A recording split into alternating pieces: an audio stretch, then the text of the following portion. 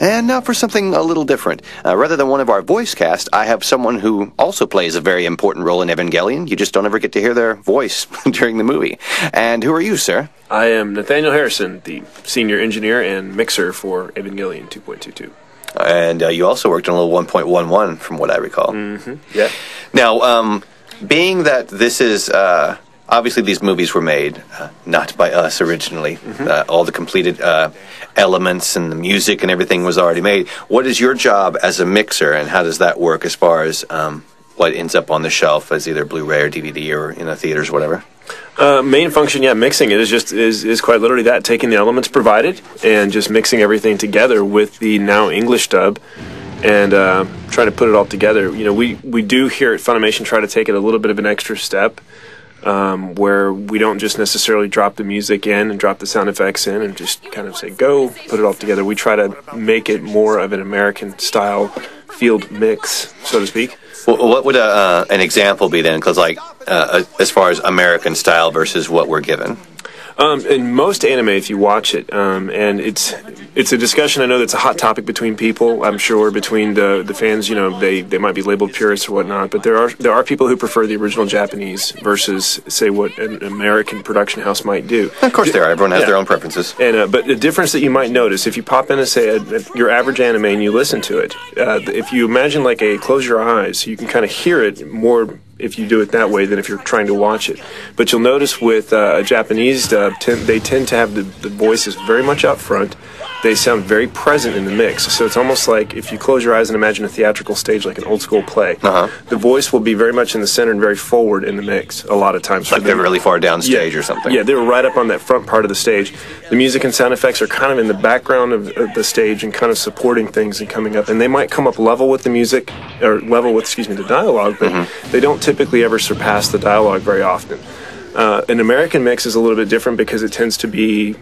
Here we have a lot more surround systems and a lot more bigger living room environments and things where we listen to our stuff. In Japan, they don't tend to have that as much. Most of the stuff they listen to is in stereo environments and things. They're in a lot smaller spaces. So it's probably why their mixing style leans to it the way it does. Americans are a little louder, and so we have at times the music and sound effects, a lot of our features, even our TV shows, it comes up over the dialogue at certain times. So that's probably the main difference where we try to do that. So it would be like that character, if that same stage was used as an example, that character voice might be now more in the center of the stage. Music and sound effects would be coming up and around it at times. Okay.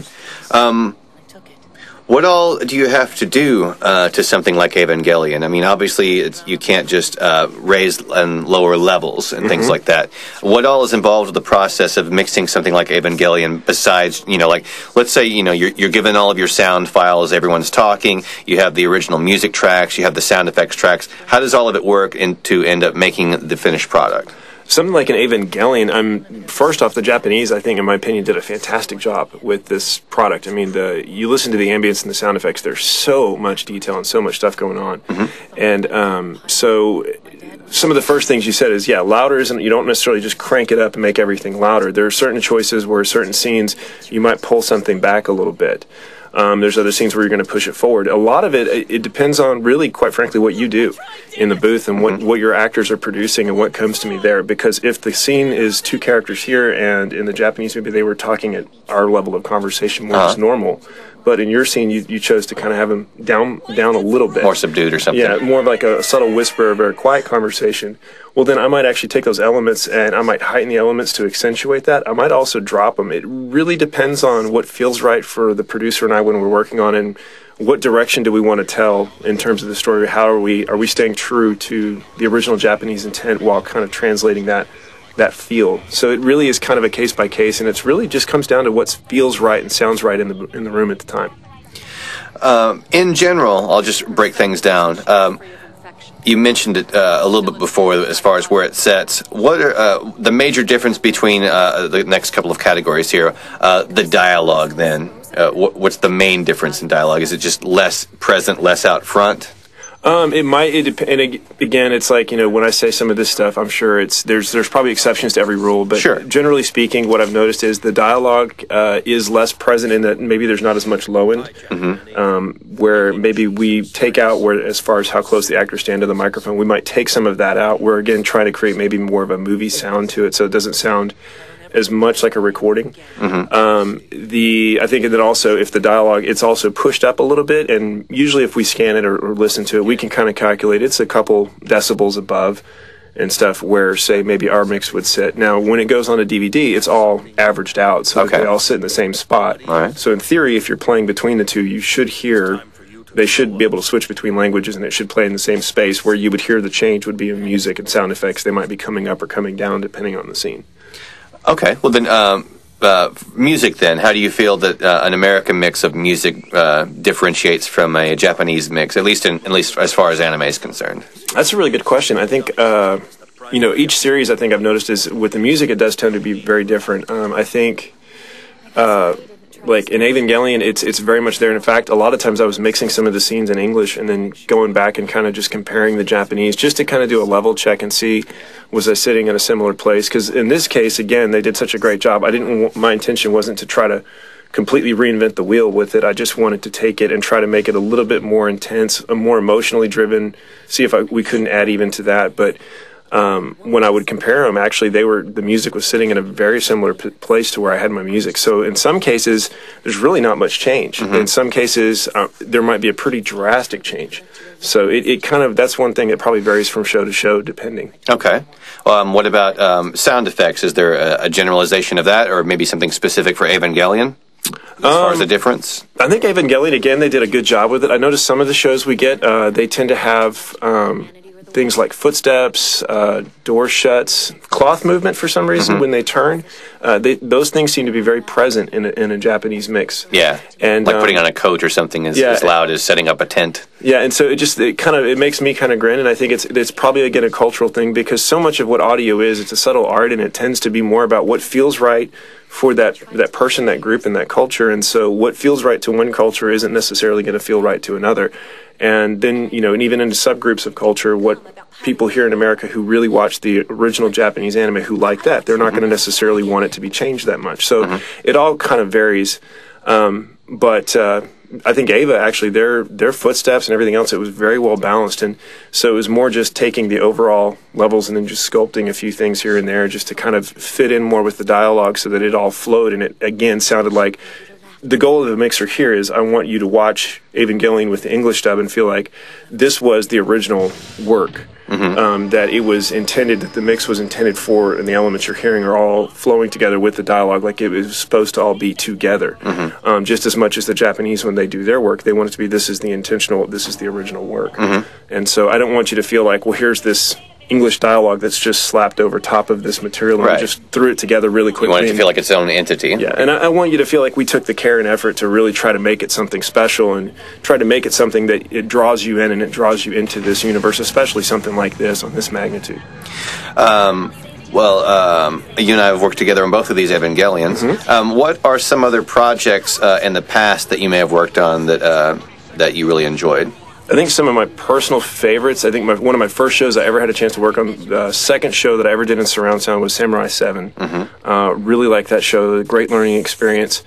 But some of my personal favorites, even past that, would be Mushishi, would probably rank really high. Mushishi's it's great. Maybe not the most known show, but it was gorgeous, and I loved the story arcs and just the sound design and the music. That was an amazing show. I think I really liked Gunslinger Girl. That was when I got to work on both seasons of that. Huge fan of that series. We've worked on Vexil together. Yeah, Vexil was fun. Recently did the movie Summer Wars together. That was actually a real challenge to mix, but it ended up being a very satisfying project to work on. The challenge being what? 20 people talking at the same time around a table. The challenge being eating? a dinner table and the camera's changing and you're trying to change all the voices panning around and just like all of that. The amount of editing and the amount of work that went into trying to sculpt all that and carve out the dialogue and make it sound more like a production dialogue rather than it was people individually in a room. I mean, all of that was a lot of work.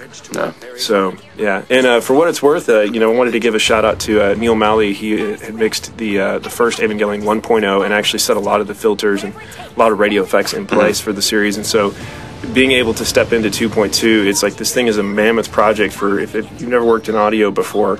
The amount of filters and radio effects and the panning and everything that's involved in it, and trying to put that together and mix it all down in 1 week, it's overwhelming just by itself. And so to have, you know, really solid filters that were already established in a solid product that had already been crafted, to be able to step into 1.11 and then now 2.22 with that already established, that really helped. And so now you mentioned the time frame of a week. Would you consider that to be pretty standard, or is it a pretty quick turnaround, or how does the turnaround on something like this work?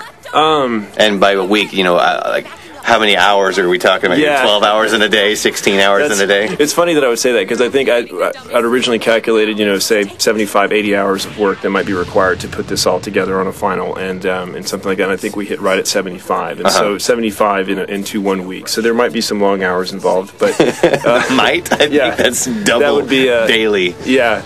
So, but then on other projects, it really kind of varies and it depends. And so sometimes it depends on schedules and what we have. Sometimes it really depends on when do we get our materials in. We might not always get our materials at the time that we would hope for, or what we would expect, or sometimes they're shipped and then there's a problem with the materials because they came on a disc. Maybe the disc broke or their disc was corrupted, so we have to request more information from Japan. And so any one of those things could come in, and now it could get compressed. Typically, you know, usually when it's time frame, they ask me how long is it going to take, and I tell them X amount of time, and they're like, okay, well, that's how long it's going to take. So cool. Yeah. So that's kind of nice to be given the amount of time that I think it's going to take, but I usually tend to push myself anyways.